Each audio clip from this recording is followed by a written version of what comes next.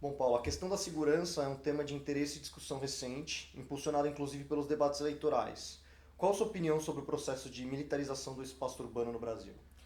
Bom, eu acho que, primeiramente, o tema da segurança é um tema que, enfim, percorre, na verdade, os debates domésticos e internacionais dos países já, enfim, há muito tempo, né? É inegável que alguns problemas, né, algumas questões recentes, principalmente como você fez referência em debates eleitorais, fazem emergir essa discussão sobre a segurança, né, no espaço urbano.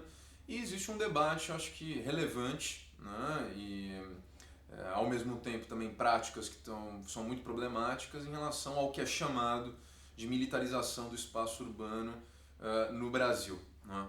Eu acho que a função que nós temos aqui na universidade é tentar qualificar melhor que tipo de processo, né, político e social a gente está tentando enfim, esclarecer quando a gente fala de militarização do espaço urbano. É inegável que nós temos uma série de ações, né, e eu acho que é aí que para mim está a questão mais importante, uma série de ações violentas, né, por parte dos agentes de Estado em relação a comunidades específicas, comunidades vulneráveis, né, que tem uma série de cortes de desigualdade social, de gênero, de raça, né, que é importante ter em conta quando a gente fala de militarização. Então, para mim, o ponto mais importante é que é necessário a gente avaliar como as instituições, consideradas instituições militares, né, elas têm trazido uma dimensão de violência, mas não só as instituições militares, outras instituições que não são avaliadas como militares, mas que também têm repercutido em ações, têm atuado de maneira violenta contra populações no espaço urbano. Então, acho que esse é um ponto de reflexão importante, inclusive para a área de relações internacionais, como é que isso está conectado a dimensões que vão além, na verdade, do espaço urbano, por exemplo, paulista, e também do espaço nacional brasileiro. Quer dizer, como é que isso está conectado a dinâmicas internacionais. Né? Então, acho que o esforço aqui da universidade é tentar qualificar melhor essa discussão para que a gente entenda caminhos possíveis para melhorar esse cenário. Paulo, eu queria também que você falasse um pouco sobre a diferença da atuação da polícia militar e das Forças Armadas. Ontem a gente entrevistou o professor Ernesto e ele comentou muito que, apesar das duas instituições estarem armadas, né, eles são preparados para situações totalmente distintas e isso é um risco, por exemplo, quando você coloca as Forças Armadas, no caso das UPPs do Rio de Janeiro.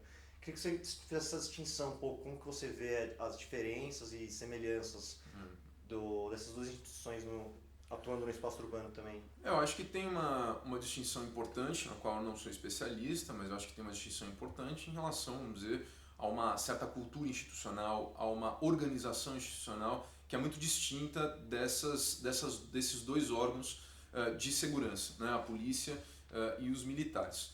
No entanto, acho que para mim o ponto mais importante é que é necessário nós compreendermos quando e como essas instituições são demandadas pelo poder público, né, para atuarem em situações específicas e quais são as repercussões disso para as comunidades, os indivíduos, enfim, que são afetados por esse tipo de atividade, né?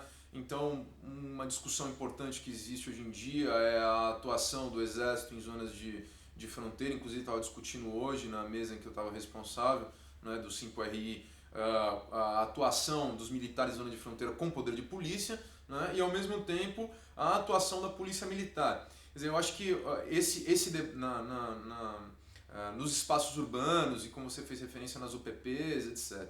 Eu acho que, na verdade, é necessário compreender e tentar, na verdade, explicar melhor, né, que tipo de diferença de ações são realizadas por essas instituições. É inegável que existe já há algum tempo um debate importante sobre a policização do exército e a militarização da polícia, né? No entanto, eu acho que ainda esses termos não estão muito claros os seus significados. Então, para a gente conseguir fazer uma explicação de quais são as repercussões específicas desse tipo de processo político, é necessário que a gente qualifique melhor. Então, eu acho que ainda tem um caminho para ser feito isso, mas é inegável que esse é um tema fundamental para ter uma atenção por parte da academia, da mesma forma que já tem por parte dos governos, e definitivamente também por parte da sociedade civil organizada. Outro assunto que você é especialista, que você estuda, é o combate às drogas. A gente queria saber de que forma que o combate às drogas tem influenciado a política de segurança, no caso específico da América do Sul. Olha, eu acho que o tema do combate às drogas talvez seja um dos temas, eu avalio como um dos principais temas relacionados à política de segurança no Brasil, na América Latina, em muitos países, nos Estados Unidos, né? Isso, enfim, não é de hoje, a gente tem, na verdade, algumas décadas de construção da influência do tema das drogas, né? O processo de proibição das drogas, como uma das principais diretrizes que estrutura, eu diria, a política de segurança pública, né? E também de atuação dos militares nos países da América Latina, né?